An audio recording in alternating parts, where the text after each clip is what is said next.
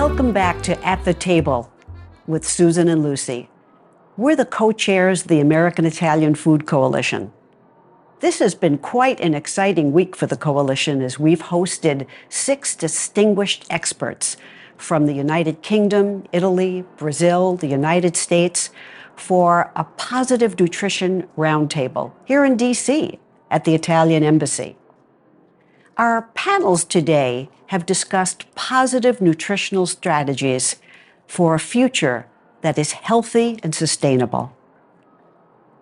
Well, today we are delighted to welcome one of those experts who have been working with us for the last few days at our table. And I'm going to put my glasses on because I want to get your biography correct because it's just too much. Dr. Roberta Re has had more than 20 years' experience across academia, industry, government, and she's currently director at Cambridge Food Science. She provides expert support and knowledge to the global food and beverage sector with market-relevant practical solutions through a product's life cycle, solving scientific, nutrition, and regulatory challenges. Oh my goodness, what a gift you must be to businesses. Her research is focused on dietary compounds and their relationship to health. She's worked on food metabolism and eating behavior in relation to weight management through her distinguished career. In addition to her many accolades, she holds an MBA, a doctorate in pharmacy, and a PhD in biochemistry. You can see why I didn't want to miss anything in your biography here. So welcome, Dr. Re. We are so delighted to have you with us, and thank you for the work that you do and for your time with us today. Thank you. Thank you for having me. It's a real pleasure. It's a thrill. Well, I'm going to start off the questions, and then Lucy can follow up. So first of all, we're in this beautiful setting of Italy, and clearly your accent right now is not Italian. But I know you have strong connections to Italy, so tell us about it. Absolutely. So I am Italian by origin. I spent the first 25 years of my life in Sicily. I was lucky enough to grow up in the middle of the Med. And then I moved to the US. I was at UC Berkeley postdoc for a little while. And then I decided to move back to Europe, and I moved to England. And I'm still there 20 years later. But you still have family in Italy? I still have family in Italy, both in the south and the north. But yeah, my new family is all in the UK. I'm sure. Children and dogs are in the UK. Yes, so we know all about that, yes. Now, Roberta, we know you've spent your entire career focused on issues concerning healthy eating and positive nutrition. What are your thoughts about our discussion today and why it's important? It is very important. I mean, food is part of everyone's life. You know, we eat to live, we live to eat, and it's something that everyone has a passion for, me first. But also at population level, we try to give advice, and it's the policymaker roles to try and translate the science and provide this communication. But we still have problem with that, as you know better than I do, and it's not just in the US, it's a global issue. We haven't got it right yet. And so this is really where my passion is. So what does the science say? How do we translate it? How do we make sure that we're using the right science to help people to have better diets, better life, and, you know, live longer and healthier? That's really is the ultimate. So you've often need a language change too, and a different communication strategy, right? Because as you said, absolutely, you've been doing this so long with escalating bad results. Absolutely. And you're absolutely right. It is a translation. And it's the very difficult part. And this is often be an issue with science and comms and people. And I think perhaps COVID has really given us a flavor of that because we were all in that and we all had to understand the science, but we all had to understand how do we fit all of this in our life. And diet is the same. We all have our favorite, our passion, our culture. And then we get these messages and it has to resonate with us. I always say to people, I grew up in Italy. Nobody talked about olive oil as a fat. You know, it's like, what? If you did, you wouldn't be invited back. Right?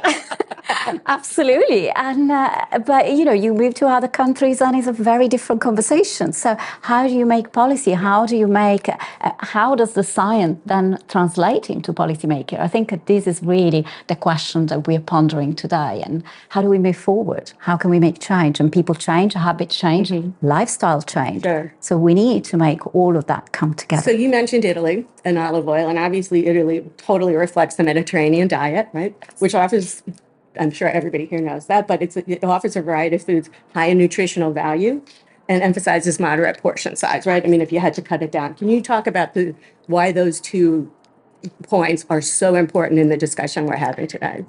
It is very important. It's important because, yes, the Mediterranean diet, like many other diets, they've got a lot of points we can learn from. And a lot of this we can extrapolate, we can move, like I've moved to a different country and kept with me some of my dietary habits.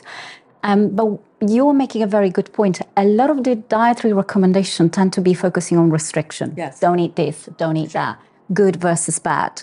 And that creates confusion. And I think it creates a bad narrative around food and what we eat. And even that idea that food is a reward or is a punishment, it's food, right? It's not how it works. But how do we make that into policy? And how do we make people understand? One of the key things of some of this policy that created as an involuntary and unintended reaction is that you try and develop products that are healthier or better for you, but that gives us almost a license to eat more. It's good for me, right? So I'll eat more. Yes. And that is not really what we're trying to achieve, because then on a calorie balance, that's really right. And so how do we get that right? Have we been using the right science? Are we using the right tools? Are we communicating it in the right way? Low and light, does it really mean license to eat? Yeah. So how do we do this? And this is what today is very much about. How can we get the scientists that spent their life into this space to help us translate it into messages that can help making a change? Because how many years have we had policy and, numbers keep on going up, and we need really to make a change. No, that's really, really well said. And later this month, Roberta, as you know, the White House is going to be having its conference on hunger and nutrition and health. And then next year, we're going to write a farm bill in this country, right? And we're going through this whole new exercise in federal dietary guidelines. What's your advice to the United States and to our leaders here? Well, that's an honor to be asked, but it's a very good question. It's a very interesting question. And I think one of the things that we need to take point of is that also the beginning of health and wealth has changed with time. It's not just about your cholesterol level, it's about your mental health, it's about our health, the planet health. Sustainable, you're talking about an agricultural bill. We have to take all of that into consideration. So what healthy means now is not exactly the same. And nutrition, the pillar of nutrition haven't changed that much with time, what the key messages are.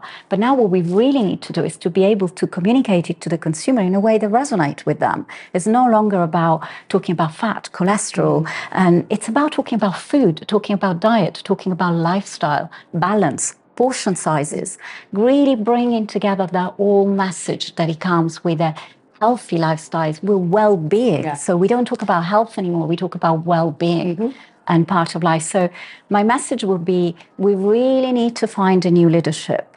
And perhaps this is the challenge that the US could take on being the next big leader in making a transformation in the narrative and the message, and hopefully seeing a change in a population level of healthy and weight and lifestyle.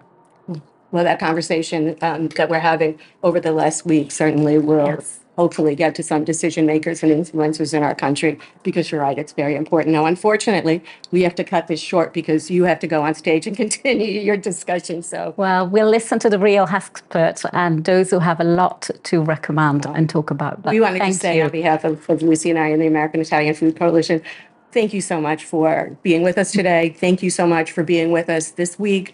Thank you so much for all the work that you do and the opinions that you are espousing and facts that you are bringing to our attention. It has just been a delight to know you and an honor to know you. And I thank you for giving us so much of your time this week. Absolutely. Here. So before I let Lucy close us out, I have to put on my ugly glasses again and say, we want to remind everyone to stay connected to the AFIC and follow us on Instagram and Twitter, both at AIF Coalition.